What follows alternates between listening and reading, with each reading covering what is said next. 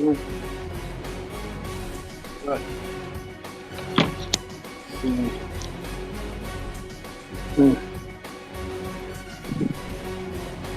Let's see.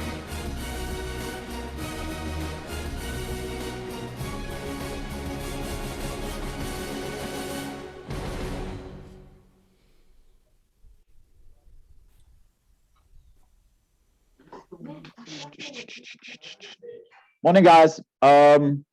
Just quickly, Matt has posted a link in the chat box. It's necessary that every single person that's in the room with you fill in this link so that we can know that they've attended the course. So if everybody can complete that Google form in the chat box. Cybrand, I am recording the session, so I will send the recording to you afterwards. Too much goes into Caddie. You got to be present. You got to be available for your guy when he needs you. If he asks you to do something or tells you he likes something a certain way, make sure you do it that way every time. Know when you need to be a cheerleader, know when to be quiet. It's not just about carrying the bag and giving you a number. One thing a good caddy has is a great tone to his voice. He or she does when they talk. 38 covers right at it. They don't sound like they're sitting on the fence. If you get the straight left to right, you can nut that 9. That's the one that's got a better chance of getting close. They don't say a lot of maybes or I think so or I hope so. Right now, I like it. Don't feel that hurt, okay? They have confidence in their ability to get you around the golf course. Oh, what a shot! You've got to have a mutual respect between the player and the caddy. If that respect isn't there, the relationship's not going to last. 79 we have now. Yeah, 78 yards close. Yeah.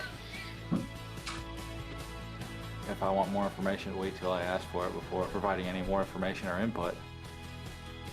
I like to be out there with someone that I can have a good time with, someone that I can trust, and someone that's there to help me.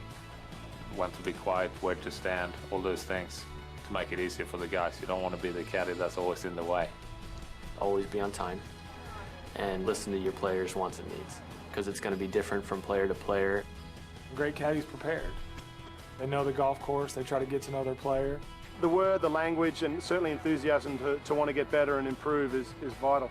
The whole goal as a caddy is to make your player the best he can be. Right, good morning, ladies and gents. Welcome to another CMASA webinar. It's wonderful to be hosting this for you this morning. My name is Rob Arnold. A few familiar faces that I see in the audience this morning. PJ, it's my pleasure to have you on the homepage. I hope you saw yourself. But we're here today, guys, to talk about caddies, and I want to take you down a little bit of a journey as to perhaps some of the things which sometimes are front of mind and other times are not. But I think what's important for us to always remember is the fact that we're dealing with a specific golfer. We're dealing with someone who is different in their preferences. And what we're going to talk about today is really trying to understand the difference in people. Because ultimately what is a win for the one is not necessarily always a win for the other. So we're going to unpack these things today, unpack what the journey of the caddy is all about, and try to get a little bit of a deeper understanding, guys, of what those successes look like for different people.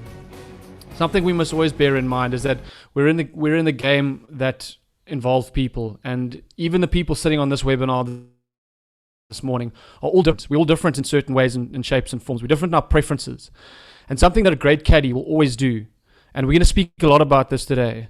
A great caddy, from the moment that they start on the bag, is that they're collecting dots.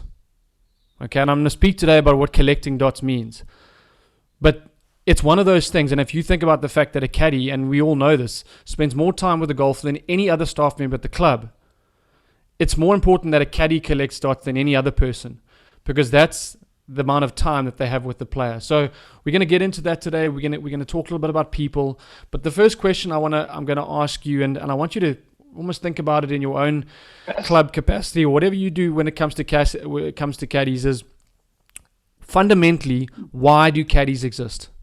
Because the answer to that question is often the reason why a certain caddy is good, why another caddy is great. And it's because they lead with their purpose. It's because a great caddy understands fundamentally, most importantly, that they are not a bag carrier, right? A great caddy is the basic element of being a caddy is carrying a bag, but it is such a transactional, such a basic element of what we do. And what we always need to start realizing is, what are the layers of value? What are the things? What are the touch points? What are the elements of a win for that particular golfer that's going to enable them to walk away and go, that wasn't just a good experience, it was a great experience, it was a memorable one. So for me, and in all the research that we've done with various golfers around the country, around the world, and asking questions when it comes to caddies, why they use them, why they don't, what are those reasons behind that? Two things have always come up. And the first thing is that a great caddy, someone that we use again and again, someone that we ultimately give remuneration for in the best sense, is a caddy who's a value adder. Someone who delivers a service beyond perhaps expectation, beyond what they thought they were going to get.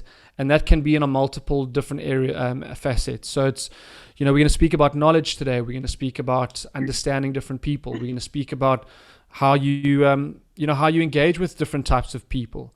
And all of that factors in to an experience where, if I didn't have the caddy, I perhaps wouldn't have played as well. If I didn't have the caddy, I wouldn't have enjoyed the round. I wouldn't have been able to learn so much about this new course, or whatever the case might be.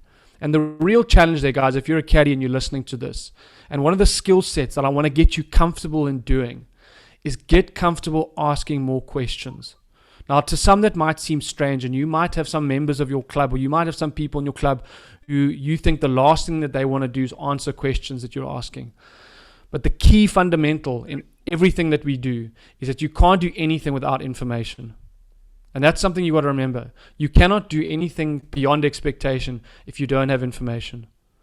So I want to challenge you to get out of your comfort zone, and we're going to speak around a few questions today. But get into the basic habits of asking more questions sooner in the round. Okay. Another thing that we found that's so important that people believe that great caddies are is that they're impact makers. They make an impact. And when I say impact, I mean making an impact on what the person thinks of the golf course, how they understand the greens, how they feel about playing with different people. There's so many areas that a great caddy can have impact in. But again, it's a case of the caddy being, and this is a key word I want you guys to remember, is that a great caddy is always conscious.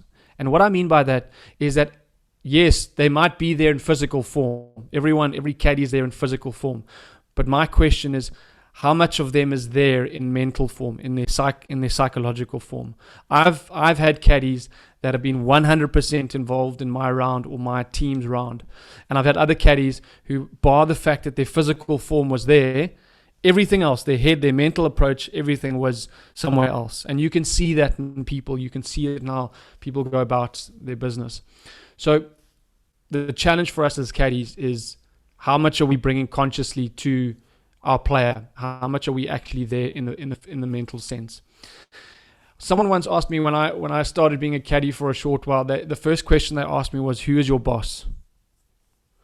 And then they said, is it the golf director? No. Is it the general manager? No.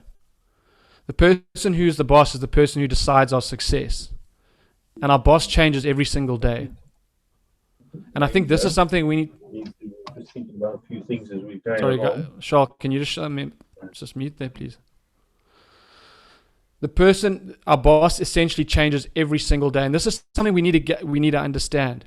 Because if our boss changes every day, then our level of success, or whatever that yardstick for success is changing every day as well. All right. What I notice when I see caddies at different clubs and I see how they do things is that some of the guys take a very similar approach regardless of who they're dealing with. It's almost like a copy and paste, right? And this is something that at a starting point we have to get out of. We have to get out of the rut of doing the same thing over and over again. When I watch different caddies greeting different people, right, you can see how with some people it connects and with other people it's gone. And I can promise you this, guys. The first 30 seconds of your engagement with a golfer as a caddy is as important as anything you do on the golf course. All right? Because remember, what we're fundamentally doing here, guys, is we're building trust. We're building a relationship. Okay? Now, when you meet someone for the very first time, it doesn't matter who it is, it can be a caddy, it can be a person in the street, whatever. The first 30 seconds, you're formulating an impression of that person. Now, that impression is either going to lead to trust and rapport and goodwill, or you're going to ask yourself, does this person really have my best intentions at heart? And I promise you this, you ask any golfer, the first thing that they're trying to work out in their head is this caddy in it? And do they want me to play the best possible golf? Are they really involved in my round? And if you can get every golfer to answer yes, I can guarantee you that the byproduct, the function of that, the outcome of that is going to be so much better. So always remember who is our boss, and from that point, what makes my boss different today? Golfers come in many different shapes and forms, many different preferences, many different styles, I guess many different dynamics as well when it comes to the different types of ways that people play together. And that's something we've got to appreciate. That's something we've got to get involved in. That's something we've got to understand when it comes to who it is. Of course, the difference between a member and a visitor is substantial. The difference between someone who is familiar with our space versus someone who's very new is something that completely changes how we deal with people. Okay, and that's something which, whether you are dealing with a member or dealing with a visitor, you've got to even look within those and say, well, what makes that member different from the other member? What makes that visitor different from the other visitor? And like I said, I just want to reiterate this, is that what is a win for one is never going to necessarily be a win for the other. And in the same way, one shoe size is never going to fit all. We cannot take the same approach and think that we're going to get the same result.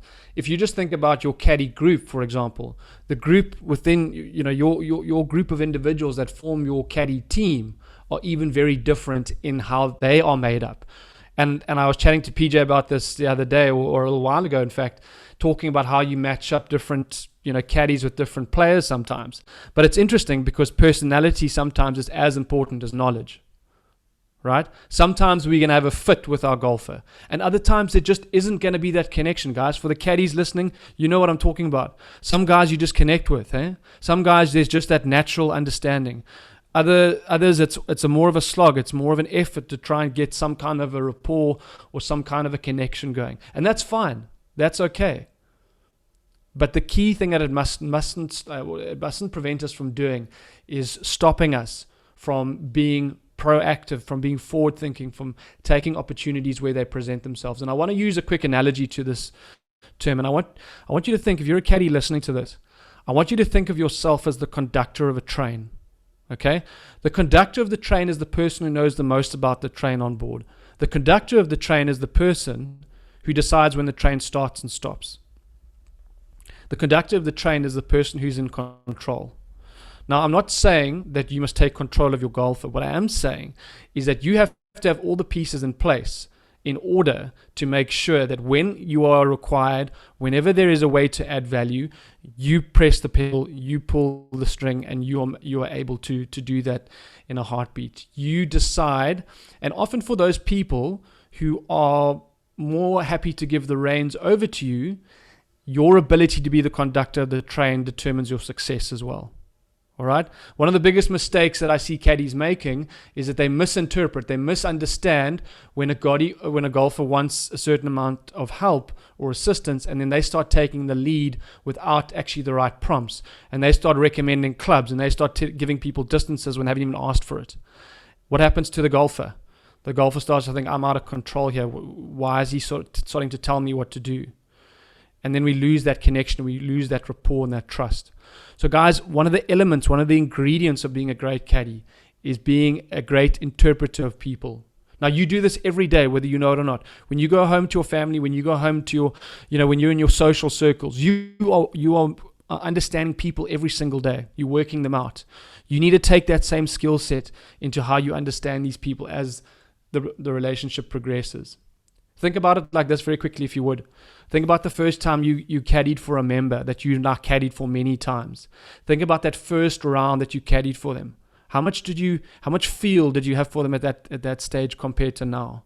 How has that relationship evolved? And why has it evolved?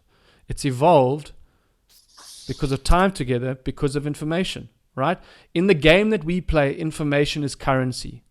right? Information is currency. The more information we get, the quicker we are able to adapt, evolve, and make sure that we are adding value in the right places. We're going to hear from Ricky Roberts a little bit later. We're going to hear from Bones, who used to be Phil's caddy, now is just recently become Justin Thomas's caddy, on some of the things that are important to them. We'll hear how Ricky actually started his relationship with Ernie and what that took to do that.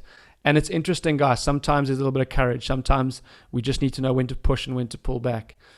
But be the conductor of the train, if you would. That's really how we're going to add the most value. Some of us have some habits, some bad habits, some good habits, don't we? Some of us get into a little bit of a rut, or we get into a certain way of doing things. And my question to you is, how do we get someone, or how do we get ourselves to change our old habits? And sometimes we need a little bit of shock therapy, guys. We need to get ourselves out of that rut. We need to say, look, I've always done it this way. I've done it this way for a long time. And the question actually is there a better way to do this? Is there a way that's going to make more sense for the person that I'm dealing with? And the key thing that we have to get into here, guys, if you're a caddy master, or if you're someone who's managing caddies, or if you are overseeing a number of other caddies, is get the team to understand the importance of getting out of your comfort zone, trying something new. We're going to speak just now about how you, what a better way is to greet golfers when you first meet them. Now, to do that for the first time takes a complete different approach for some people, and that might be a little bit scary, a little bit different. But the most important thing is that you repeat it until it becomes habit, until it becomes a little bit easier to do. But anything different is going to feel strange in the beginning. The difference between a great caddy and just a good caddy is that they carry on with that. They try it. They're not scared to try different things. And if it doesn't work, they learn, they listen, and they adapt. Okay. If you're going to change one thing as a caddy when you leave this webinar, is instead of having 50% listening, go to 80%, go to 90%, go to 100% of how much you can actually take in.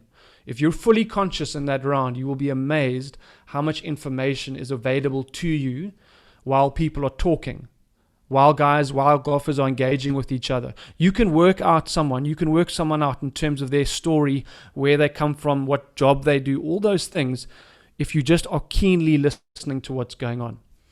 So we're going to talk a lot about that today, but to kick off things, I want to talk about a few truths of great caddies. And with this in mind, I think one of the most important things for any of us, and there's some people that are not caddies here, and there's some people that are, the success of any of our jobs is what we prioritize. Are we prioritizing what's most important, or are we prioritizing what we think is most important? There's a big difference between those two. Sometimes what we like to do is not what is most important. And great caddies are able to prioritize what is of most value to our golfers. So a quick quote that I want to start off with is one that I want to share with you here, and that is that a good caddy makes golf more convenient. A great caddy makes golf more memorable. And that's a fundamental difference, guys, in what we're doing. Convenience is one thing, right? It's easier to have a caddy in most cases than it is to carry your own bag. But that doesn't necessarily make the experience more memorable. Okay? Now, it's hard. Sometimes it's difficult to know what to do to make a round more memorable. But that's why the effort that you put in equals the outcome that you get, right? So to start off how we understand making golf more memorable for our players, we've got to understand the basic formula. And the basic formula of being a great caddy is that 80% is in your head and 20% is in your hands, okay? Most caddies, when they're trained to do all the physical things. They trained how to hold the bag. They trained how to do all the transactional stuff, okay? But most people aren't trained on the psychological stuff. And that's what I want to focus on a little bit more today, is how do you understand getting into the head of your golfer a little bit more? If you think about, I did an interview the other day with Jeff Claw. Some of you may know about him. And I spoke to him about why he became so good in his job as a general manager, as a CEO of St. Francis Lynx. And he said the same thing to me. He said that 80% of the success in his mind is keeping his brain, keeping his head at the forefront of what he does, making sure that he lives in the minds and the hearts of his members. And I want you guys to think about that. How do you live in the minds and How do you live in the minds and hearts of your golfers more during the round? Even if it's a member who you've caddied for many, many different times. How do you live in that person's context, in their life, so that you can better understand? And the starting point to that, guys, is knowing how to formulate a relationship. So I want to give you a little insight into how Ricky Roberts actually started his relationship with Ernie. We're in a town called Bloemfontein in South Africa. And me being a bit bold and brash, I went up to him and I said, listen, you know, if you want to win majors, I think I might be your man. Anyway, the next day, and he said, no, come and caddy for me. I said, well, I'm working for this Jeff Hawkes, you know, wouldn't be quite right, you know. Anyway, I thought about it and I said to him, look, if you guarantee me the next couple of weeks, then I'll do it. Turned out to be the right move. So, you know, here we are, almost 27 years later. Been fired a few times, you know. We make Richard Burton and Liz Taylor look like a bunch of novices. When the pressure's on, I mean, you know, we have a good working relationship. I mean, you know, over the last 27 years, we've had a lot of success. So, I mean, I would say, you know, clearly the chemistry's good. Ernie has the most unbelievable feel and touch, and, you know, he's got great imagination. Which is quite strange, actually, for a guy who grew up in Johannesburg, you know, and not down at the coast, you know, to be the most wonderful links golfer as he is quite phenomenal. So what I love about Ricky and Ernie, and if those of you who followed them for a while, is that Ricky and Ernie are two very different types of people. But somehow they work together. They when they work well, when they're playing well, it's because they're using different perspectives. And guys, often what's going to happen is that when we're trying to build a relationship, one of the things that puts us off some people is they look very different to us, or they come from a different path, or they come from a different place, and we can't always understand that. But that should never be a reason why we're not bold and courageous enough to go up and say hello and to use our name confidently, to be proud of who we are and what value we bring. And that's often the difference that I see at the starting point. You look at a guy like Ricky, who was no one to Ernie. And he went up during that tournament, he said, and he believed in himself. And guys, I think that belief in the value that we have to add is the first ingredient that is so important in what we do. It's that knowing. You don't have to stand back for anyone. Of course, you have to be respectful, but you don't have to stand back for the value that you bring. Okay, and that's something which people feel. A golfer will feel that, right? If you see a caddy who's walking around the club, he's dressed really professionally, he's walking with pride, and we'll speak about that in a second. People pick up on that energy, and that translates into how people feel value. So starting that point of understanding how to build a relationship is that cover that we will talk about. But it's also the fact that great caddies are always learning, as I said. And I want to get into a few basic things of what I mean by always learning. And it comes down to the difference in golfers. Some of these things are obviously very apparent and easy to understand, and sometimes some of the things are slightly different. But first and foremost, I think one of the things as caddies that we've always realized is that people are of many different skill levels, right? And with that comes a completely different appreciation for the game, all right? But for a caddy, what the most important thing is that how good are we at changing how we convey information based on the skill level of that golfer, all right? You know, if you're caddying for a scratch or a 2 or a 3 or whatever the case is, and you're caddying for a 24 handicap, how understanding of you of what the approach is going to be that's going to differentiate between those types of golfers, right?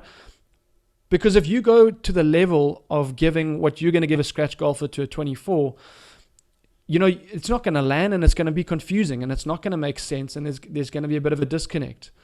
So it's about trying different things with these different skill levels and making sure that what you say is adding value. It's not just something which is, you know, making yourself sound clever or, you know, saying it for the sake of saying it. Be very sure. And this is something when I caddied, I always try to ask the question up front. You know, I always try to find out. I try to look at things, and we'll look at some indicators now in a second of how you can work out, even within a skill level, is what type of golfer you're dealing with. The format of play is always going to be one which is helpful as well, because, you know, an alliance, for example, is a team sport. You want to be able to be contributing to the team in an alliance format, rather than if you're playing a better ball or individual game where you're really just focused on your golfer. And what I love to see about some caddies is they completely change their way when it's a team, when it's a golf day, when it's something like an alliance, and they really do get involved in the team. For me, what I loved always is understanding, you know, how many points are we at? Where are we, you know, are we doing well? Can I help these guys to maybe shift up the points a little bit here and there? Look at where they're strong. Look at where, you know, where there's some more opportunities, and really get involved in the context in what's going on. Don't just be someone who's kind of just, you know, there to make things a little bit more convenient. So understand these formats and really try and, you know, get into a feel for what's happening. Obviously, as I've said before, the familiarity of people is a big difference between, you know, a visitor to a member, or someone who understands the course, someone who understands the nature of where we're playing, versus someone who is completely, you know, unaware of what it is. And even within a visitor context, even within those visitors who come to the course, you're going to have some guys who have played relatively recently, and you're going to have some guys who have absolutely no idea of what's going on, you know. I always think back to how often, if I played a course for the first time, did a caddy say to me on the first tee, if the starter didn't, "Sir, do you know what the green speed is for today?" You know, and by saying no, I don't, and by being able to give the fact that it's 10.5 or whatever the case is, or 9.5 or 11, it immediately puts my perception of that person in a different level, my understanding or my thought of that golfer. Why? Because he's thinking one step ahead of me, right? He's thinking about what that thing is. And yes, to the 16 handicap, you know, if you say it's 12 on the stump, they'll go, is that a drink at the bar? Of course, it's not going to make something it makes sense for everyone, right? But for the right person, information can be everything. So you see this with the professional caddies out there. You see it with the Boneses of the world, and I'll show you an example just now what I'm talking about. But they're always thinking one step ahead. Right? They're gathering this information, and they're formulating a story so that they can be, and I love this saying, I heard it from a couple of people before, and they said that it's about knowing what your golfer wants before they know they want it. Knowing what your golfer wants before they know they want it. So you almost kind of are there, not to tell them what to do, but you've got the answer to the next question ready because you know it's coming. And then one difference which I always like to try and understand when I was caddying is the difference between a field player and a technical player. And a field player and a technical player are very, very different, because the one, you know, I'll use the most recent example being Bryson DeChambeau, a guy who is incredibly technical in terms of his ways. You know, sometimes it's laughable to listen to the conversation between him and his caddy, who he recently changed, because it's just, there's so much information going back and forth. We'll hardly ever have to be dealing with something like that. But the fact of the matter is, some people need less, they go more on feel, and some people love the more technical, you know, all the possible indicators that give them certainty or confidence. So guys, try and understand, and these are just some of the levels, there are more, but try and understand the person based on specifics, and know how to make those adaptations where possible. What I always used to do is I would take a very keen eye on looking at what are the things of the story. And you might have played this when you were a kid, but you get given a certain amount of things of someone's, you know, something that they own, and you've got to work out who this person is. The keys, there's a watch, there's an armband of some kind, or some clothing. You got to try and work out where do they come from and what's their story. This is very much the same thing. As, you know, someone's golf bag tells a lot about who they are, not just the clubs that they're using and the type of brands that they invest in. Those are all important, but you know how the thing is structured. Obviously, we've got to be careful. You don't want to be looking at people's golf bags and making them feel uncomfortable, but there's a lot that you can tell when you just look at someone's golf bag. And it's things like, how much attention to detail do people have? What is more important to them? And, you know, sorry, Charles, can you just mute there, please? And it's these things, guys, that when we start piecing them together quickly, right? And I always look, for example, one of the things I always used to look at is, did the golfer arrive at the golf club with all his irons and his wedges and his putter, etc., set out in the right place in the bag, or was everything just all over the place? Were the things clean? Were his grooves clean already, or did he just arrive and things were all over the show? Those are the types of things that when you start to understand that thing about a golfer, you start to see what type of personality you're dealing with. And then you can work out, are they a field player? Is it someone who just goes by the seat of their pants? Or is it someone who is, got all their ducks in a row and they like to have everything ready? For that kind of person, and I always go back to our German friends because they love to have everything in order and everything's always perfect. Those are the kind of people that timing is everything. You make sure that you are always one step ahead. You're always ready in terms of timing. Break it halfway, ready for them on the tee. Everything is sorted.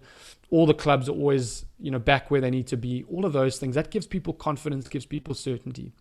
And then obviously for those who are really interested in the game, there's obviously the technical elements around clubs that give us a sense of what people are about. And one of the things that I always find quite funny about golf is that you'll get someone who plays with who plays with a blade, who really shouldn't be playing with a blade, but it also teaches you about the fact that they like to think that they're good at golf, which means that they've got quite a big ego. And as a caddy, if you know that's the case, you make damn sure that when they hit a good shot, even with those blades, you make it as if they've just sunk the putt to win the Masters on the 18th. You make them feel like they are the king of this game, because that's why they play. They want people to think that they're good, right? And we all have that at some point. But we've got to look at these details, and we've got to try and understand what makes someone unique in their sense. One of the things that someone once told me, which I always find very helpful when it comes to learning about a golfer's shot shape and learning about how they play the game, is that we're not always trying to make sure they're hitting at 4 feet, but we're also trying to manage the miss, right? We're also trying to manage the miss. And that's something which when you start to get a feel for someone's shape, or natural shape that is, you start to far better understand how to give them some insights, especially on a hole that they're not familiar with. So again, the faster you learn this, the quicker you pick this up, the quicker that you can add value. The key thing is, and the question that I always ask myself, depending on the person, was, should I ask them the question or should I watch and try and work this out for myself? And the more confident that I got, the more that I would actually just ask the question, because I felt confident and I could see that that I was asking them because I wanted to make sure that I could give accurate suggestions off the tees, etc., etc. So that is a huge part. Trajectory, again, another thing which is going to help you a lot in terms of how you suggest certain clubs. If there's a wind at play, etc., etc. And then another thing which I think today is so fascinating for some of us who enjoy this. It's more interesting than perhaps others. But you can also tell a lot by a golfer in terms of what golf balls they use. Now, again, some people will use the top end stuff because they want to be seen to be playing good golf. They really want to shoot the best score. And others will be your entry level, hard as a rock, pinnacle gold, magma rock kind of player who couldn't care less what ball they use. But again, it gives you some insight into who we're talking about and what they're all about. But what's interesting is, when you start getting down the road with the relationship with the golfer, and I've done this once or twice when I used to caddy, is that I would start saying to the golfer, well, look, you're using this ball. I've done the research, and I think that this ball X, might actually be a better ball for you based on your swing speed, based on your shot shape, etc., right? And so once you formulate the relationship, once you get to know the person a little bit better, you start to be able to use your knowledge to add value beyond just the round itself.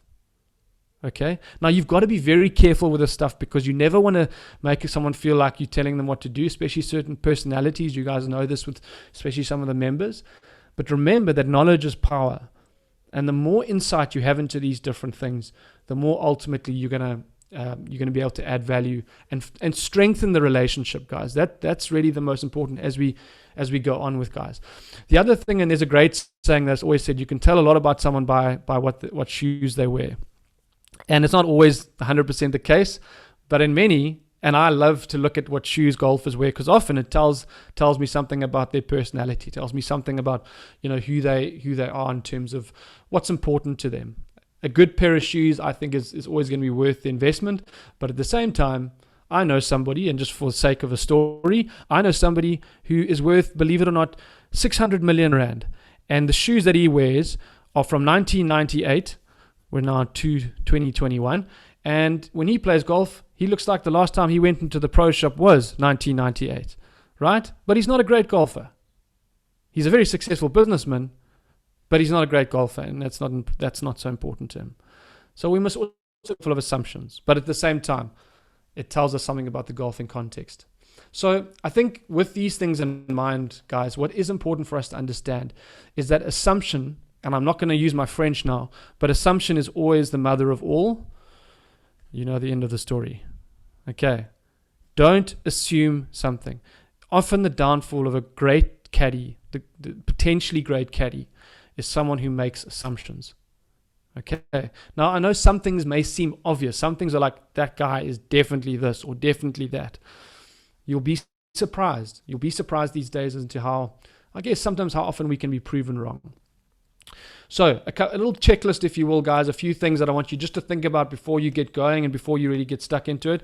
Number one, how familiar is the golfer with your course?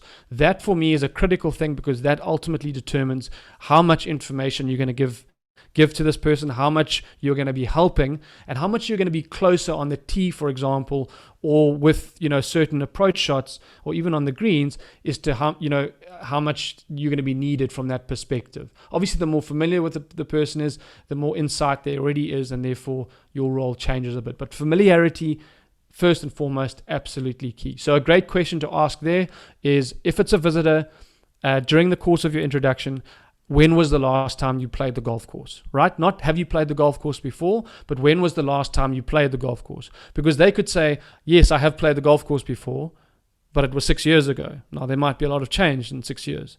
So when was the last time gives you that specific answer that you're looking for. If it's not a member, where is the golfer from? I'd love to know what is the home club of the member, or even where do they come from? Because it gives me context to understand what type of expectation am I dealing with. If the guy's from Humewood, I know that he plays in a lot of wind, right?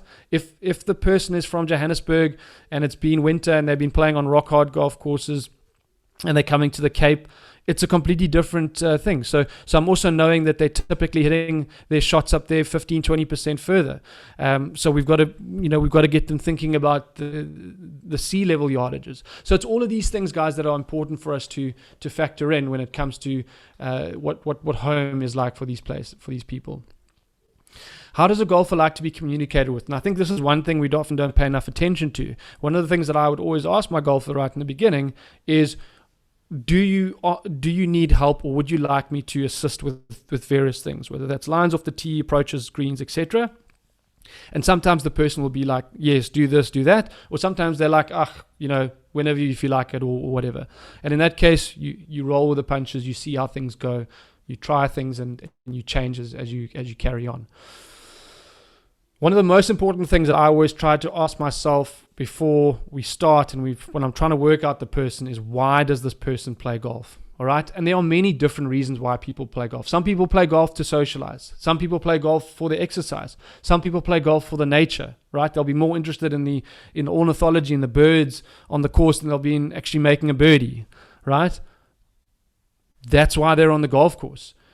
Some people are interested in the mental battle. But if you can know what that thing is, you can also get into the context and understand what makes them happy on the golf course and focus on those areas. So you're not going to go up to the golfer and say, sorry, sir, why do you play golf? Right? It's a little bit of an awkward question, but you're going to work that out as you go along, and you can find different ways of understanding that as the first couple of holes progress. Again, other thing we've just mentioned is, what is their natural shot shape? We've explained that. It's important to know, get into the nuts and bolts of that. Another thing which is important as you go on, and again, one of those things which you can try and ask up front, or perhaps start to understand given what they hit one particular club, is what distances they're hitting their various clubs, right?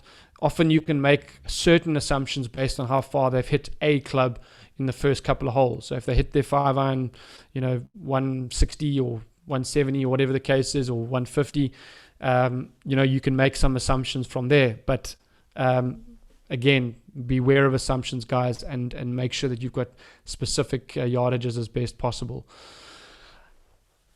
I think that the key thing with club selection is be very, very, very careful around being too forthcoming, and just make sure that you're always flexible. And I think flexibility is the key thing here, is be close enough to offer the assistance. Always know, and this is the thing that I always try to do, is even if I knew the person wasn't going to ask me, I checked the yardage, I checked what the situation was with the wind, whatever the case might be, and you always have that answer. So if they ask you, it's not be very knowing in what your answer is going to be before they ask you. As I said earlier, the 8th point is, what golf ball do they play? Make sure that you've got that connecting the dots on that front. And then I think one of the things which I always try to understand is, like I said earlier, what part of the game do they like the most, and align myself to focusing on those. So do they enjoy driving off the tee? Is that something which is, gives them the most happiness? In which case, I'm not going to go and tell the guy if it's a 300 meter par 4 or a 280 meter par 4, don't hit your driver, play safe. If they absolutely love hitting the ball and the score isn't that important to them. So guys, that's why I say is you always got to think about, where does the person derive the most joy from playing the game, and focus on those elements. It might be iron play, it might be the putting, who knows, but just make sure that you have that answer as accurate as possible. Then the second last one here is, how important is their score to them? And this is something which is so strange as golfers. A lot of us are so focused on our score that sometimes we shoot ourselves in the foot. Some people, thankfully, are not as focused on their score, but understand that, are they hell bent on breaking 90 on the day? Are they breaking 100? Whatever the case is, and be part of that journey with them to know where they're at any given time, given their score, etc. And then one of the things which often determines your success and the happiness that the golfer has with you is, how fast does your golfer like to play, right?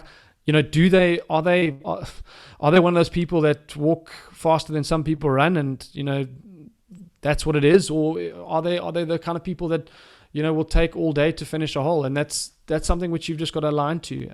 Obviously, you want to keep pace of play, and that's important, but make sure that you understand to keep the right distances and keep up with play where they are walking faster.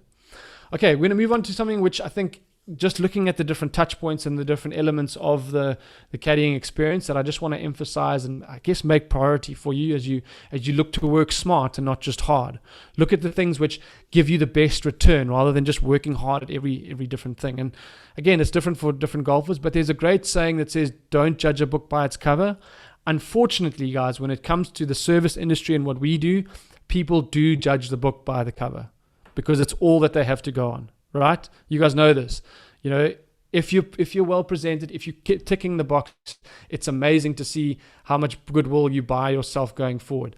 And I think one of the realities of that is that the cover buys you trust. A poor cover creates concern. And the last thing that you want from a golfer is concern around what you might be giving them in terms of information going forward. You never want a golfer second guessing a read, or second guessing a club selection, or whatever the case might be. You want trust in what you're saying, right? And obviously that's going to happen when you give the right recommendations, but it's going to start with how you present yourself.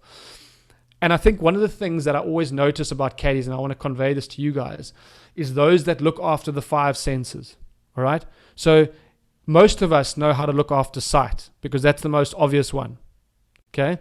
But how many of us are focusing on the smell, the sound, the taste, the touch? Right? Those are the things, when you combine them all together, are the things that really combined make a great first impression. Okay, we'll speak about introductions in a second, but always tick off the 5 things, not just how we look. All right. So one of the great sayings of old, which we've heard of many times before, is that proper preparation will always prevent poor performance. Okay, and the greats of anything, the greats of any sport have always bought into this. The greats of any business have bought into the 5 Ps. So what do we mean in the sense of the caddy? And what do we mean in terms of what that looks like in terms of attention to detail? It's easy for us to look averagely acceptable to golfers. But the difference often comes in how the little elements of what we have on us, how it all translates into a bigger picture. And I think, it's often a thing of, yes, I know that, and I know that's important. But for some other reason, it becomes less important as we go on and we mature as caddies. So bar the obvious things and making sure that you've got the basic tools. Someone always said to me, and I think it's a great lesson, is always think what may happen on the golf course. And am I ready for those things? All right. It's not just the obvious things. Sometimes, and something that I would carry, for example, in summer, obviously not thinking about COVID now, is that I would always carry some extra sunblock just in case the golfer might need that. Now, sometimes sunblock's expensive and we can't always have that. Now, I completely understand that. But find a way, or try and think of ways that you can have something on your person that the golfer didn't expect you to have. And that is what creates that's what I mean by working smart. It's not just having the obvious stuff. It's having things which sometimes is least expected that you have an answer for. A great example quickly, guys, for those of you who know some waiters, when a waiter's working in a restaurant, one of the tips that we give them sometimes is, sometimes when you sit at a table, the table is uneven, okay? Now, sometimes the waiter has to go and find something to help get the table even. Now, if you take half a cork, you cut the cork in half and you keep a couple of those, a wine cork in your pocket, you just put the cork underneath the one foot of the table and all of a sudden the table is equal. Now, all you have to do is have a few half corks in your pocket and you've already solved the problem before having to go anywhere. So it's about having those answers ready for the player before they think that you have it. That's really what the 5P is all about. So I said to you earlier, we would hear from Bones, and Bones used to be Phil Mickelson's caddy. I think they split around 2017. And as I said, he's now become Justin Thomas's caddy. But this is a little insight into one of the things that happened back in 1995 between Bones and Phil Mickelson, that he still sits with him today. One of my worst moments ever as a caddy was when Phil was playing very well in the U.S. Open in 1995, a long time ago. I still haven't gotten over it. And he turned to me and he said, "I'm starving." And as a cat, you're like a Boy Scout. You want to be prepared. You want to have everything. To this day, it still irks me. And one of the first things I think about every day when I go to work is, what could he possibly ask me? Yeah. So as you can see, the makeup of a great caddy, and Bones is regarded as one of the best in the world, is, and again, certainly not the expectation that we have food for our golfers on the golf course, but a great caddy is always thinking that one thing ahead, and it irks him, as he said today, because in his mind, he should have known what that thing might have been. So in whatever way, guys, and you've learned a lot about golfers in your time, is use that knowledge to be slightly better prepared than the next. Just a couple of things here, just to reiterate in terms of what's important. I think one of the things that, as a caddy, which is always important, is foster a really good relationship with your caddy master. That is something which we talk about relationships a lot, but when you foster a trusting relationship between you and your caddy master, you take the time to greet them and show them that you're dependable and that you're trustworthy and all those elements. You really set yourself up for more success. And those relationships, even with fellow caddies, go a long way to your happiness in your job, but also your success as a caddy, getting better bags, getting more frequent work as well. Make sure that you got everything set up for a great round in terms of the club setup, the bag, and all those things. And remember the fine line between making sure that the golfer feels like their stuff is protected and everything is above board. Just always make sure that those 5 P's are being adhered to. So one of the most important things, here we go, PJ, just a bit of airtime for you, sir. One of the important things that we always need to be mindful of, as I said earlier, and it's funny how few people actually put emphasis on this, but it's that first one, what we call setting the tone. Now, it's interesting because, there's an old saying that says you can greet someone and you can greet someone, okay? You can greet someone, but you can also greet someone. And the difference really is it's not in the words, it's not in the fact that you're there, it's in the intention that you convey in your greeting. Okay? I want you to think about the person that you hadn't seen for 5, 6 years, 8 years, or maybe the person you hadn't seen for the whole of COVID, and you saw them again once you were allowed to get out of lockdown. When you greeted that person, or when you saw that person, What was your body saying? What was your intention saying? Were you kind of like, oh, how's it? Nice to see you. Welcome. Or was every part of your being showing that you were intently happy to see them? Now, I'm not expecting you to go, especially not in COVID, to go out to the golf and give them a big hug. But what I am intending you to say is show the energy and show the emphasis that in that moment, there is absolutely no distraction other than making that person feel like they are your number one priority. Okay? And I know that every single caddy knows how to do that. It's a case of where is our head at? And that's why I say 80% of being a great caddy is in your head and 20% is in your hands. Because ultimately, guys, trust is a function of our appearance. Trust is that first element that gets started when we look at someone and we go, this person takes pride in themselves and how they bring themselves across. And if you work on that, practice it within the caddy base. If you're a caddy master, or get the guys to practice how they greet people. I know that might sound strange, but that's how you set yourself up for goodwill. And even if you make a poor read or something that happens not 100% on the course, you sometimes buy yourself goodwill for those little mishaps that obviously can happen from time to time. So I want to ask you, if you look at this picture over here, what is wrong? And I don't want to say wrong in a negative way, but what do you think could be changed about this picture? And I obviously want you to look at the caddy here, not at PJ, but what do you think you could do differently when it comes to what you see on the screen? Now, if you look at it quickly, there's nothing wrong. I mean, the presentation looks fine. The attire looks great. Everything's matching up. But there's one element about this picture which in our heads sometimes doesn't create the right impression towards our golfer. And if you haven't thought about it already, it's where the hands are at. Okay? So one of the interesting things about nonverbal, about body language, is that it is always, thanks Joseph, I got your message there and you're 100% correct. It's always about what our hands are telling the golfer, right? Now, again, I'll use a weight, I'll use a couple of other examples, but the people who take pride in communication are always using their hands as an extra way to convey emphasis or to convey something which is important, right?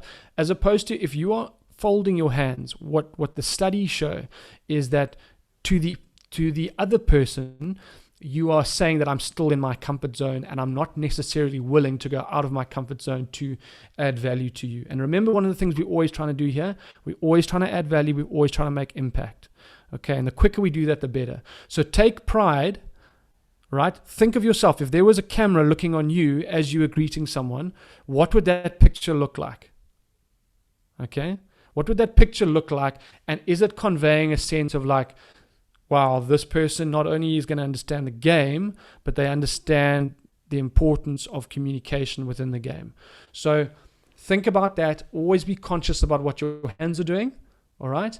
And one of the most important things, just a couple of things to think about in the introduction, is simple things that convey the right intention. And the key word here, guys, is intention.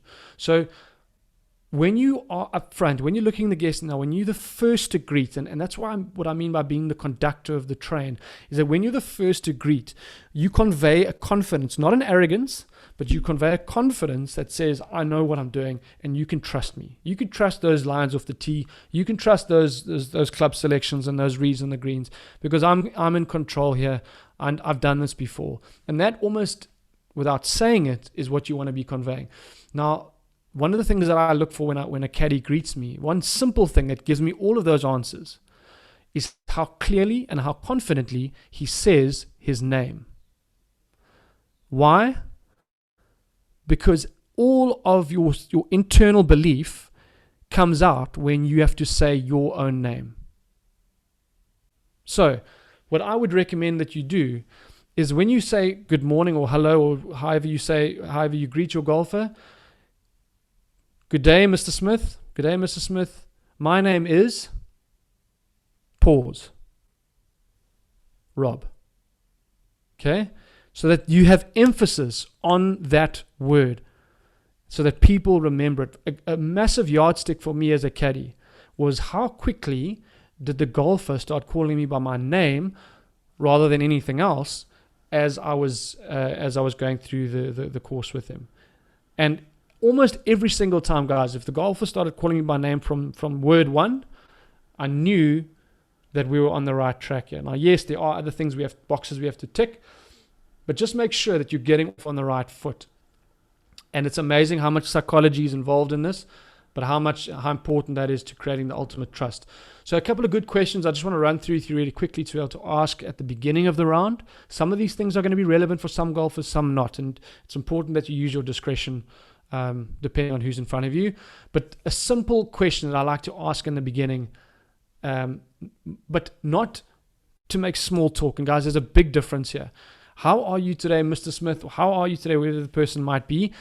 And then when they talk, I listen for the answer, because the answer tells me what type of person I'm dealing with. If they give me a considered answer, if they give me a specific answer, I know that this person is what we call more conscious of the detail, conscientious. They're more thoughtful, right?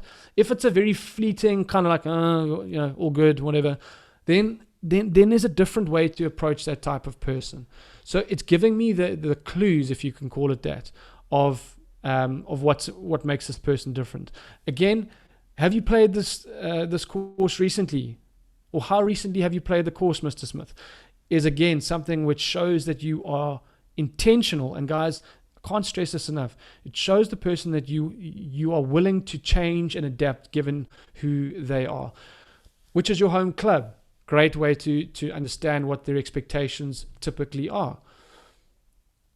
How do you know the other members of the four ball? And this is something which I'd like to ask, because if I knew it was a golf day, or if I could see they were more familiar, it's also important to get the understanding. Is this a brother? Is it a sister? Is it a friend? Is it a cousin? What's the situation here? How comfortable are they around those people? And also just getting a feel for that is going to help you a lot. Very important, as I said right in the beginning, would you like assistance with the club selections or reads on the greens or lines off the tee, etc., etc.? Rather ask the question than assume, okay? And yes, the answer might change as the round goes on, but at least then you know what the starting point is. Again, something simple that we don't often forget, but are you familiar with how the distances work on the golf course, right? Ask that up front. Ask them whether they are familiar with the green speed, if you can see that this is a more serious golfer. Right? Show them that you have that knowledge, you prepared with that knowledge before the fact. As I said, the green speed is another great one to show that quality of attention to detail that you had. And then another thing which for me was always also about how do I go the extra mile? What can I do to sort of push the needle? And if ever I had time, I would always convey to my golfers, especially if we're playing alliance or one of those things, is how do we, how can I do that little bit extra to make the alliance score that little bit better, or to come out with something a little bit better in terms of the team dynamic? It's interesting. I've played in a few alliance golf days, and I'm sure a lot of you have as well, or seen different alliance things. And often the extent or the degree to which they play well is how well they gel together and how well they understand each other. Much like any team, I guess. And it's important for us to be able to try as best as we can to help that process where we can. Something that someone once taught me when you start looking at getting onto the course is that every touch point in the course, every point on the hole is an opportunity. And I think that's something which we've always got to bear in mind. Whether we're talking about getting off the tee and which tees they're heading off and how the lines differ and all of those things, where we stand and those types of things, or dealing with different situations and perhaps even a rules thing on the golf course. Every touch point, every point on the golf course is an opportunity for you to add more value. And the more times we take advantage of that, the more value we're gonna come out with when it comes to remuneration. So the tee box, and just quickly looking at some of these touch points in a little bit more detail. I'm not going to go into too much detail about this today, but just looking at how, again, we can work smart and not just hard. Again, when you look at the pros, when you look at the dynamic between a great caddy and a pro, for example, there is always great communication going between the two. The reason why there's great communication is because there's a lot of trust going both ways. But even for us as caddies to the amateurs, right? The value that comes is an extension of how much communication we give them. And what I always like to do is, how can I ask the question on the tee box or how can I first, before I get to the tee box, actually understand what information is going to be of value to this person?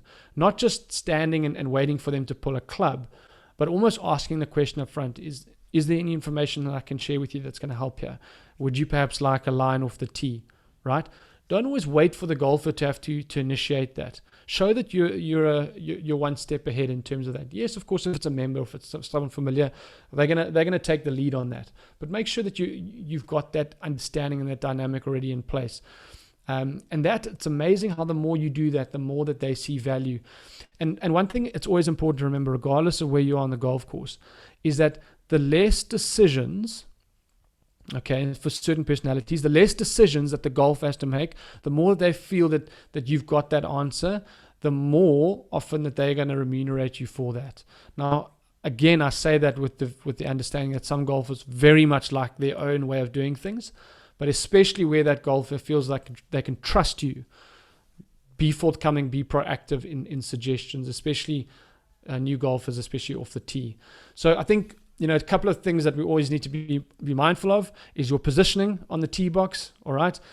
I see some caddies sometimes doing the 4 caddy approach where we provide the club and we try and get ahead of them to see where the ball is going to land, especially on the more tricky sort of landing areas on some of the holes.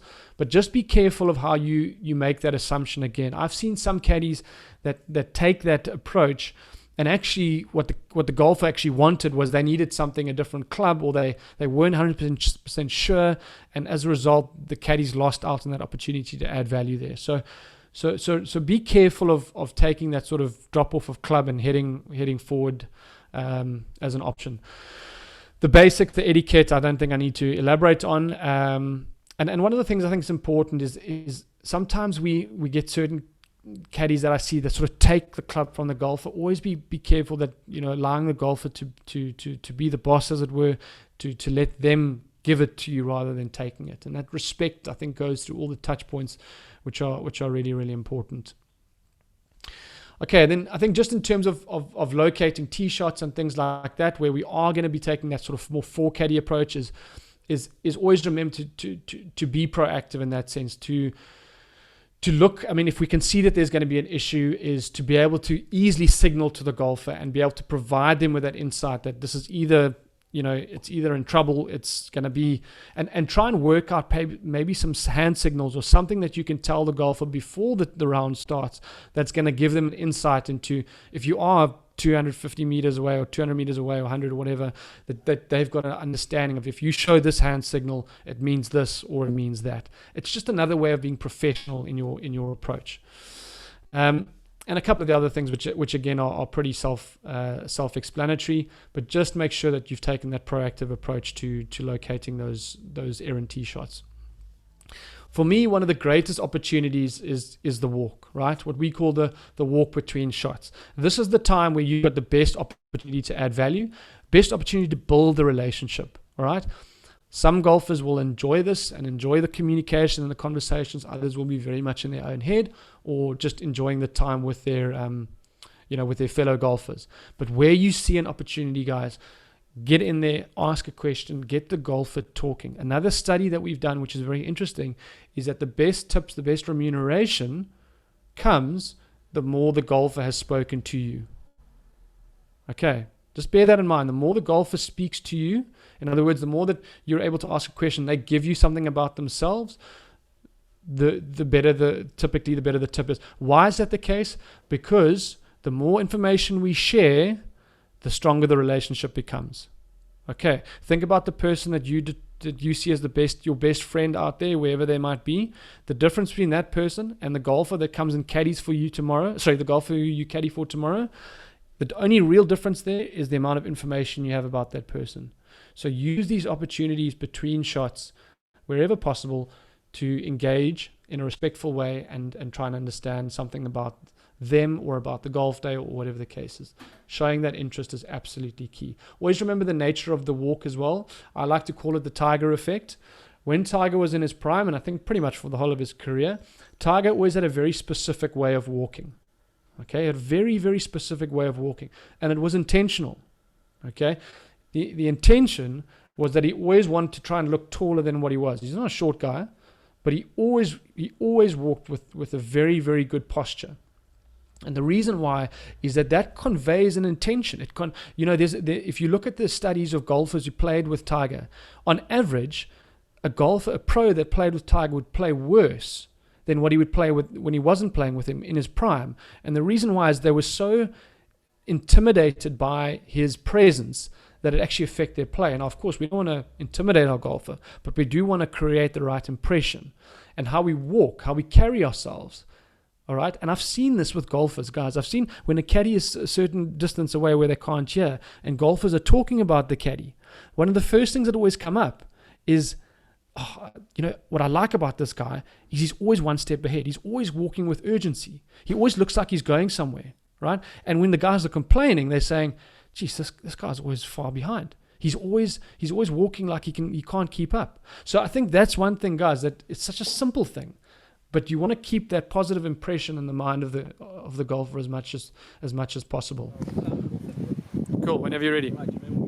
So, one of the things that often is a difficult one to get right is when we're in the fairway and when we're in this position of, I guess, making sure that the golfer is, and the key word here, and I've listened to a lot of instructors and guys who teach a lot of golf, and one of the two key things that come through here are confidence and being comfortable.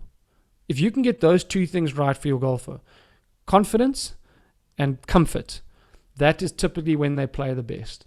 Now, there's only so much as a caddy we can do to make that happen, but ultimately, you want to make sure that by the time that we get to that point, and that's why it's important that you always stay one step ahead, is that you've got that distance as quickly as possible.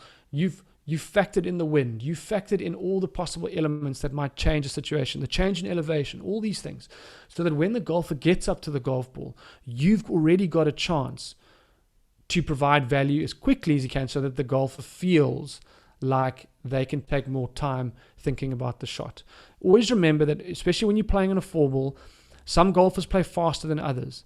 Try and understand how quickly your golfer plays in relation to the other golfers so that if they are a little bit slower, for example, you buy them time in setting things up and getting things ready, making sure that they can locate their clubs in their bag as easily as possible, etc., etc. But really your role here is to provide all the information as proactive as you possibly can.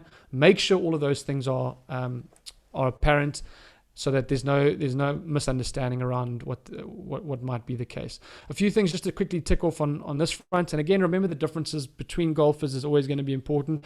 So this is going to vary depending on what the skill level is, etc., etc. But make sure you're always ahead, provide the yardage, present your suggestion if asked for. Make sure that you are factoring in, and this is where we talk about the learning process, is make sure you're always factoring in things that have become apparent or understanding from a previous shot, or perhaps something which is happening with their swing on that day that you can factor into club selection and things like that. You're always learning every hole. Don't take every hole in isolation. That's something which often distinguishes a really good caddy from someone who's just getting through the round. Okay. For me, as an individual, I love having a clean club face over the ball. It's just one of those things which makes me feel like I'm going to hit a better shot. So just make sure, in terms of the grooves, in terms of the club face itself, that you've taken a thorough approach to making sure those clubs are clean. Some people might not care less, but again, if you've noticed that their clubs are clean on arrival, make sure they look like that throughout the round. And obviously that's something important to them. Okay, then just quickly moving on to some bunker play, which is, at the moment is very difficult with COVID and there's a lot of different clubs, different rules. But ultimately, guys, when it comes to bunker play, one of the most important things in the normal, course of events is making sure that we don't just leave the bunker in the same way we found it, but we actually leave it in a better state than we found it. Because at the moment, something that I notice about, bunkers in many courses is that the level of etiquette, and this is as much from golfers as it is from caddies, is very inconsiderate to other players. And how often it happens where someone actually doesn't rake the place of where the impact was. They'll rake where the feet are walking, but they actually don't rake where the impact is. And that's actually just left, and by chance you fall into it or you're close to it and it affects the next golfer's shot. So guys, remember, keep in mind that it's not just your 4-ball on the golf course. Whatever we do, right? Make sure that level of etiquette is something which is at the top of your mind. And in that breath, if you are looking after a new caddy, if you are, mentoring another caddy as well, is set the example with things like this. Don't be the leader who kind of sets a half example and then others follow that sort of lesser approach. So, when it comes to the bunkers, for me, it's something which is, it's simple, basic process and repeat. It's something which is important. And again, depending on the golfer that you're dealing with on the particular day, some people love playing out of bunkers. The better players enjoy being in the bunkers. The guys who are not so good don't enjoy it. I sometimes see caddies starting to try and coach out of the bunkers.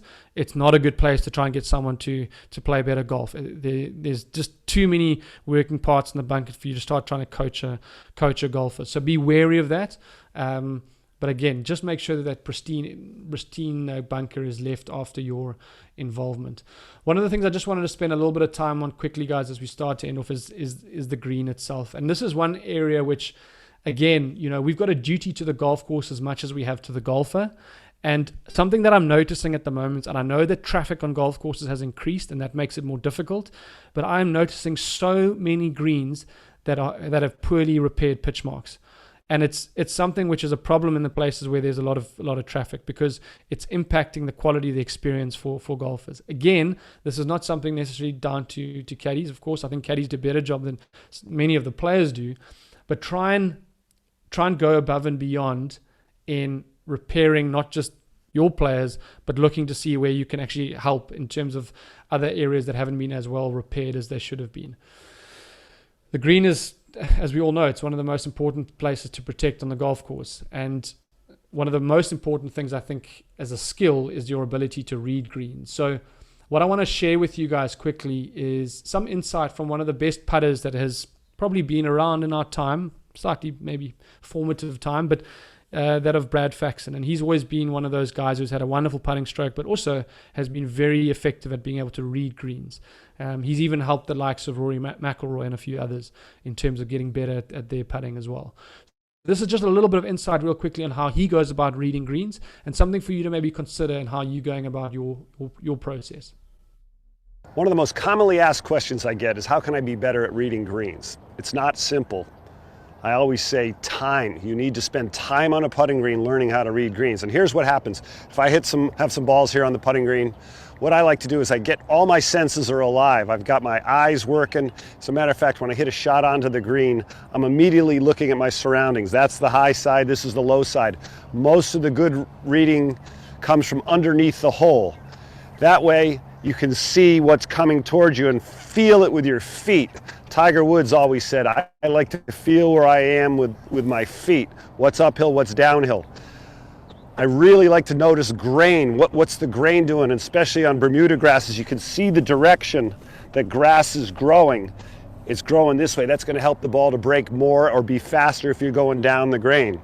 I like to get in the middle between the ball and the hole and get a sense for the slope and the speed that I'm going to need. Is it uphill or is it downhill? So I've got all my senses alive here. I trust the read mostly from behind the golf ball. I know this ball is going to break slightly right to left. I've been a big proponent of using a line to putt with on the golf ball.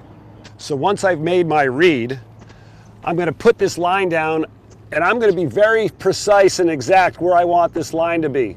I know this putt's going to break slightly right to left. For a demonstration, I'll put my start line out here. So that means halfway to the hole, the apex of the putt, the ball should be slightly inside that start line. And then I'm going to go through my routine, visualizing the extension of that line into the cup. This is a really big part of the stroke now, that you trust everything you've done and keep a good flowing routine.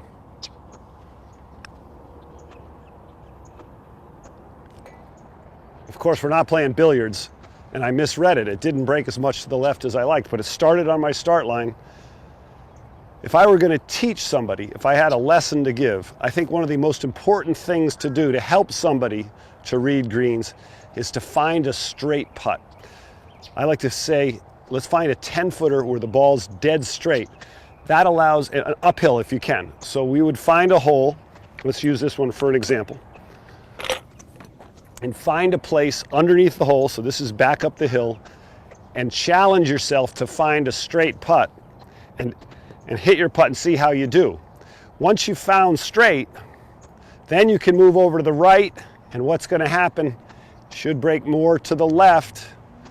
If you move to the left towards 7 o'clock, it should move more towards the right.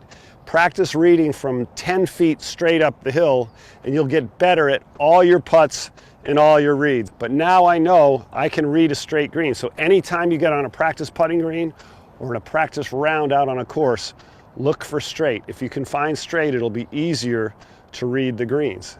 When you get above the hole, when I come over to this side, the high point of the hole, and I can find straight from downhill and move slightly off that straight line, I know these are going to be the fastest putts and the most break from 10:30 and from 1:30. Lots of breaks. So practice those around the clock putts and you'll become a better green reader. Okay, guys. So I think one of the things that, for me, it's always interesting is you need a point of reference, and as Brad has said quite cleverly, it's important to find what straight is, because that's your point of reference. I just want to emphasize the fact that the green, and I'm talking now as a golfer, I'm talking as someone who's used a lot of caddies. You can do a lot of good work. You can do a lot of goodwill on the golf course. You can show that you're intent and you're conscious and all these things we've been speaking about. But the green is often the acid test. And what I mean by the acid test is it's where you show whether you truly know that golf course or not, whether you truly have a feel for reading. And one of the things I want to offer to you, I want to submit to you, is I would rather pull back on a read. I would rather say that I'm not sure, given that specific putt, than try and offer something that you think is 70% correct. Because as soon as that person takes a putt on your suggested line and it's the incorrect read, what do you think is going to happen in their mind going forward? Even if you make a suggestion on a read that's 100% right going forward, there's going to be some element of doubt. So guys, I just want you to be careful and mindful of the fact that we are always, and this is something that I want you to take out of this, is from the moment you meet the golfer to the time that you say farewell, you're always managing trust. You are managing trust throughout the graph, throughout the experience. And the more times that you can keep trust above expectation, the more times that you're going to get out what you deserve. Okay. So it's okay to say, I don't know, rather than to give something which is incorrect. Okay. Ultimately, you should know the reads on your greens. Okay. And if you want to spend time elevating your value, then that's something that you should really do. Okay. Just a few basics, guys, around the putting green, which I think is pretty elementary, but still very, very important. Ball marks, as I said, please make sure that those we're all working as a team on that front. A clean ball, like a clean club face, is just that much easier to make sure that we have that confidence in the stroke. Tending with the flag stick at the moment is obviously a contentious thing depending on COVID. But I think just be mindful of the fact that, again, as I said before, even if the golfer is not asking you for a read, even if it's not the intention or you think they might not ask you, is have that answer in mind if you know what it is readily available and be able to step in really quickly if needed, so that you just show that you're really prepared. And then one of the last things I want to mention to you guys is what we call the 16th hole syndrome. And the 16th hole syndrome is something which thankfully I don't see with many caddies anymore, but I feel like I need to mention it anyway. And that's the fact that sometimes we start to realize, getting towards the end of the round, that it's coming to the time where the golfer is going to make he's going to put his money where his mouth is, right? He's going to say, right, this is what I feel your value has been for the day. Now, I've seen sometimes where we get towards the second half of the back nine, and all of a sudden, by absolute magic, someone who looks rather disinterested for the day all of a sudden becomes so much more alert, so much more alive, and so much more giving. Now, guys, if you find anyone taking that approach, or if you've heard that in terms of feedback, please be mindful of the fact it's like selling something. You don't sell something when you start suggesting the product. You sell something from the first second that you have interaction with that person. And ultimately, guys, something you always need to remember is that you are always selling yourself, right? You are the brand. Whatever your name might be, that is the name of your brand that you are selling from the moment that you arrive. And the value of that brand is going to determine the value of what you get out of the round. Okay? If you walk into a shoe store and you see a pair of Adidas or Nike sneakers, you are going to say, okay, that is worth 1,500. That's worth 2,000 Rand. And it's because of the track record of that brand that you are willing to pay that amount of money. But I showed you the exact same shoe without any of the swishes or the marks or the stripes, and I said, how much is that worth? You're going to give me a very different answer, aren't you? You're going to say to me, that thing's worth 500, 600. It's the same thing. It's made in the same factory. What doesn't it have? What doesn't it have? It doesn't have a track record, and it doesn't have identity. And guys, ultimately, to be a great caddy, you've got to know that you're working on your identity and your track record every single hole and every single round. So be mindful of what your identity is saying within your environment. And then lastly, guys, one of the things I just want to emphasize, and something which I'm so glad to see that a lot more caddies are paying more attention to this. But we talk about the importance of the first 30 seconds. After, and I'm not talking about before you've been given your remuneration. I'm talking about after now. What is the level of intention that you are taking to your golfer after all is said and done? And I want to suggest to you one question, if I may. Once everything is sorted out and everything's been taken care of, I want you to ask your golfer this question. And I know, for example, with PJ and the guys at iCaddies that are doing a phenomenal job, they have a way of giving feedback, and I think that's absolutely fantastic. But just from a caddie's perspective, what I'd like you to do is to ask that golfer, what did you think of my caddy? Is there anything that I can do to improve? And it's not necessarily just the answer which I want you to listen to, but it's the intention of saying, I want to become better. I want to be able to do a better job for you next time. And that goes so far to someone feeling like you've brought the right intention to what you do. It might not have been the perfect round, but there's always going to be some insight for you to be able to get better. So to end off with today, guys, I just wanted to share with you a little caddy checklist which we've created. It's very simple and very easy to use, but it's a great way for you to focus on not just the technical things, but what is important in terms of what we've spoken about today.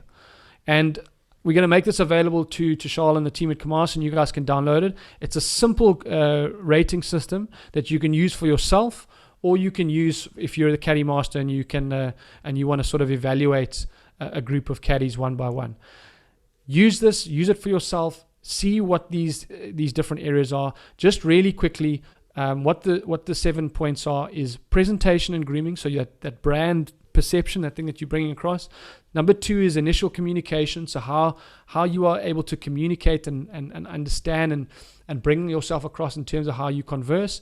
Number 3 is what we call the needs analysis. So how do you work out your golfer and understand what makes them unique, as we spoke about today. Number 4 is what we call the care factor, in terms of how much does the golfer feel that you really cared about doing the best for them. Number 5 is the attention to detail. So how good are you at looking after the smaller, finer elements of what you do and making sure that all of those things are taken care of. The second last one is product knowledge. So how good is your product knowledge? How specific is your product knowledge? And how much value were you able to add throughout that experience? And then the last one is what we call dealing with challenges. How were you able to roll with the punches, to roll with the difficult situations that might come your way during the course of the round? So all of these 7 things are explained in terms of the description as well, and you'll see it all on one page that you can use just as a way of reminding what's most important. Well, that's all from me. Awesome. Thank you so much, Rob. Everyone, just for a quick little reminder, Matt has posted 2 links in the chat box. So one is the registration link. So we need every single person that's in front of the computer to complete a registration form. Otherwise, we're not going to know you were on this webinar, and we're not going to be able to recognize you accordingly. So please, if everybody can complete a registration form, so click on that Google link and just complete the form for us. And the second link is our evaluation form, your feedback. Like I always say, we need that. If you can complete that for us as well, it would be much appreciated. So before you leave the webinar today, if you could complete those 2 forms for us, it would be much appreciated. And thank you so much, Rob, for an awesome session, as always. Absolute pleasure, guys. Are there any questions or any bit of feedback or anything that you'd like to share while we've got a few moments? Any specific questions or anything? Anything to share is always most welcome. Just quickly jump in. I see Matthew posted the registration form again, and not the feedback form. The feedback form is there. It says feedback form. A quick tag there. Yeah. So please, if everybody can complete those 2 forms for us, much appreciated. Thanks. So all ones, eh? Every single person that's in the room can complete both of them, please. Okay. Joseph, sorry, Rickard, carry on. I don't know. It's fine. I wanted to pull Saul's leg, but it's fine. Joseph asked where did I caddy? Funny enough, it's actually not even in South Africa. I actually caddied in Scotland for, if you know the Daniel Links tournament, I caddied for a few of the guys there. So when I was young, I used to caddy for all my father's friends for free. And then I caddied at that for one of the guests. So yeah, it's I find it fascinating. I think it's a wonderful way of learning the game.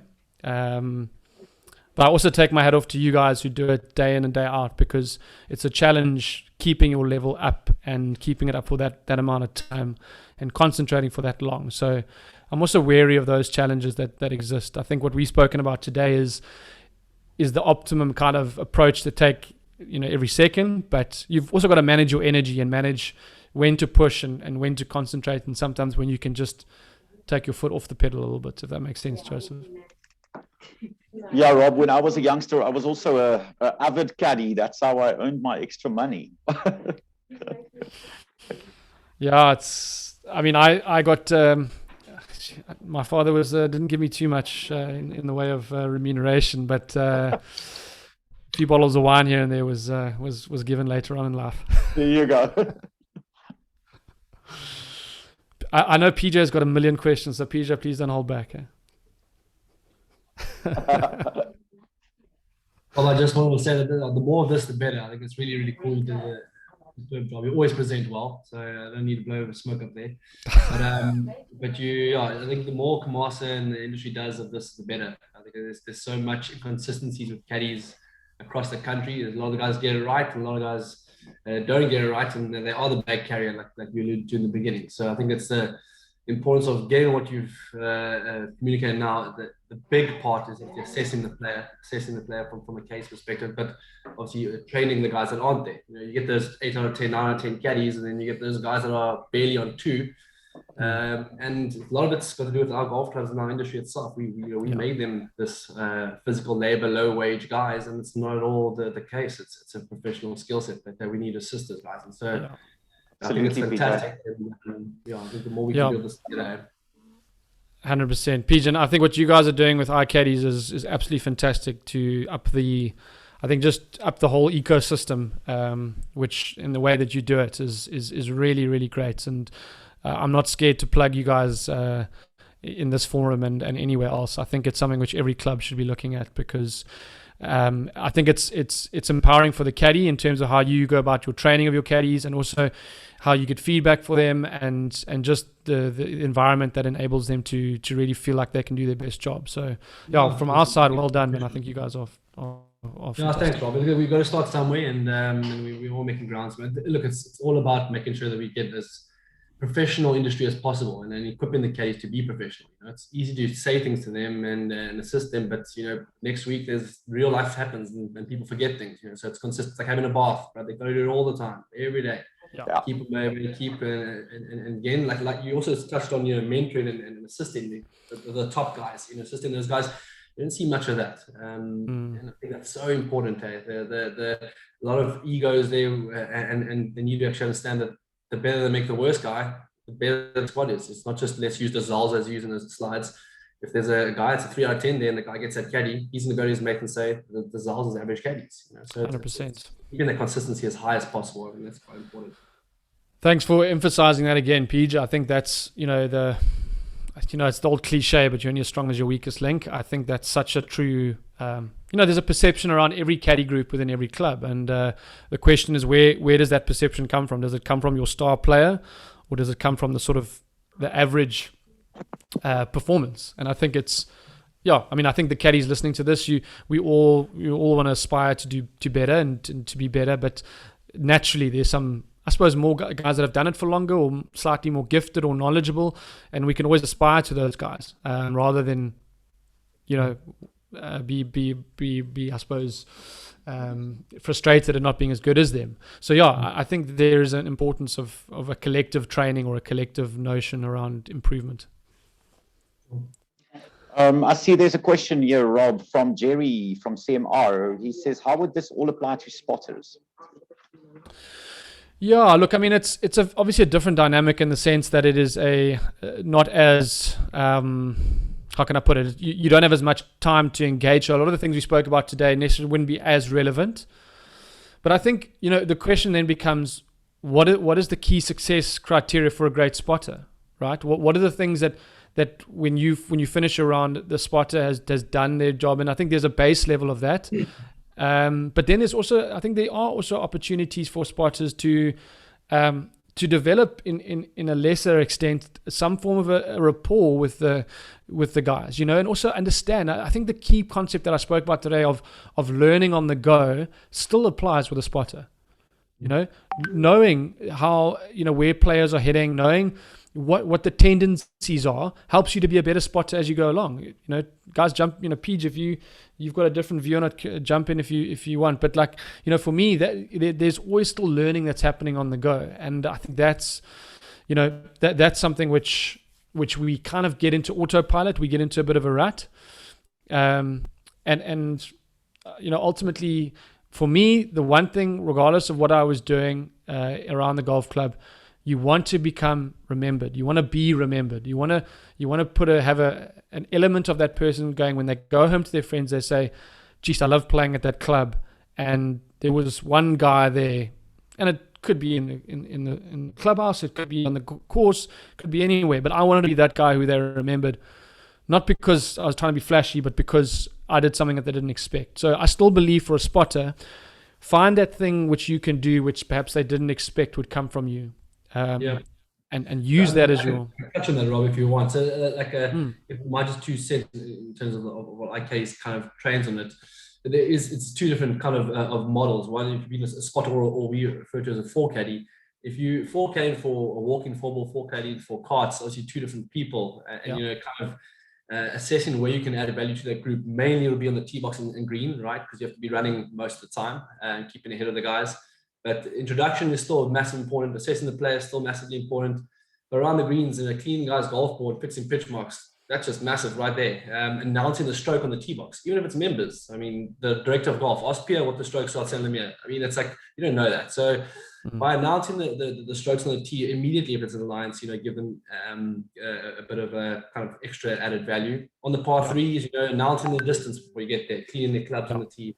There's little things you can pick up on, but it's I think acknowledging that you're not a normal caddy, you're not a single grouper. You got to act differently with carts. You got to be different with walking golfers and making ensuring pace of play. There's so much to add to it. It's just that it's like, I think what is understood as a 4-caddy in I want to say this country is very different to what the world sees as a 4-caddy. I think understanding what you do is massive. Yeah, and I think the principles that you mentioned, PJ, are similar in a sense, but grow your knowledge base. I think whether it is the green speeds or whether it is the strokes or whatever the case might be, is I always take great confidence in someone who I can see has studied up or has that, because it takes discipline, right? And that's a great show of character is when you've got that information, as part of your knowledge base, rather than it kind of you trying to have to look on a scorecard or try and find a reference point. So even if you're a spotter, or even if you're a 4-caddy, don't use that as an excuse not to keep growing your knowledge of the game, of the technologies, of the course itself, right? Yeah. Pierre, I saw you getting pissed off there when Peach said you didn't know the stroke. So you're welcome to give a retort there if you want. He knows me too well. I just wanted to say earlier that I thought this was absolutely fantastic because since I can't get iCaddies to Sanlamia, then I need more of the sessions. So it works out. I draw a lot of inspiration from my chats with Peach and what they're doing. So unbelievable. Yeah, it's good. Unbelievable. Yeah. Rob, can I quickly just jump in here and just second what you guys are mentioning or what you guys spoke about today? We obviously do a lot of training with our caddies, and I speak on behalf of the 8 guys sitting here and also the 80 caddies at Ram Park, that we've actually changed the way the caddy thinks about, just caddying a bag. You mentioned at the start of your seminar that, the caddy spends most of the time with the players, not the director, it's not the guy checking you in, it's not the guy taking your book, whatever it may be. So the experience from the caddy is crucial. And what we've tried to emphasize here is to, rather than just being a caddy for that 4.5 hours, whatever it may be on the golf course, is to actually be a host. Love it. Play the host part, not just take the bag and walk away. Guide them through, like you said. Make the experience unbelievable. And I always mention a good experience I took away from Lost Cities caddies and Sun Cities caddies. Those guys are. Your golf might be crap, whatever it may be, but if you go, I'll still go back and say, no, the golf is crap, but the caddy made my experience worth the while. And it will always stand out to me. And that's one thing we try to emphasize here around Park, is to get that into the minds of the caddies. You're not just there to carry the bag and give distance and stuff like that, but you essentially hosting this golf for 4.5 hours. Yeah. So play that host, play the part.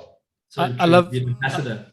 I love that, Rick, and just from the wording as well as the how the individual sees their role, and I think that's so important. There's legacy views, there's historic views on what a caddy was, and I think, as you're saying, that's changed so significantly, and it starts with the wording. So I love that word, and I think it's very cool. I think that's something maybe as leaders, perhaps listening to this, if you're a caddy master or if you're kind of a senior caddy, is get the guys, as Peach so rightfully said, it comes down to the entry-level caddy and how they see their role. So make sure that's a feeling throughout the team. I think you guys at Rand Park have obviously done that incredibly well through repetition. But that's been a great lesson for us as a training company. You've got to repeat, you've got to repeat that expectation or that notion. You can't just say it once at the beginning of the week or the month and think it's going to resonate into the team. You've got to remind yourself again and again of what that means. So, awesome, Rick. Thanks for sharing that. That's very cool. Awesome, great. So, guys, we will send you the checklist that Rob will provide to us, as well as the link to this recording. So if you guys want to use it with your caddies again, you're more than welcome. And guys, just lastly from my side to all the caddies, thanks for giving of your time to sit in on this. I know that it sometimes means a loss of a little bit of income or a bag, whatever. But thanks to all of you guys and what you guys do for the industry. We don't always get an opportunity to say thank you. So well done for everything. And as golfers, we really appreciate it and helping us to make this hard game a little bit more easier. So a little bit more easy. So thanks, guys. Thank you, guys. All right, ladies and gents, have a wonderful day. Hit it far and straight, and we will catch you around the next corner. Thanks so much for all of your time. Awesome, guys. Thank you for joining. Thank you, Ashol. Theo, giving you a shout in a bit. Want to quickly chat to you. Cool. Cheers, bye. Take care. Bye.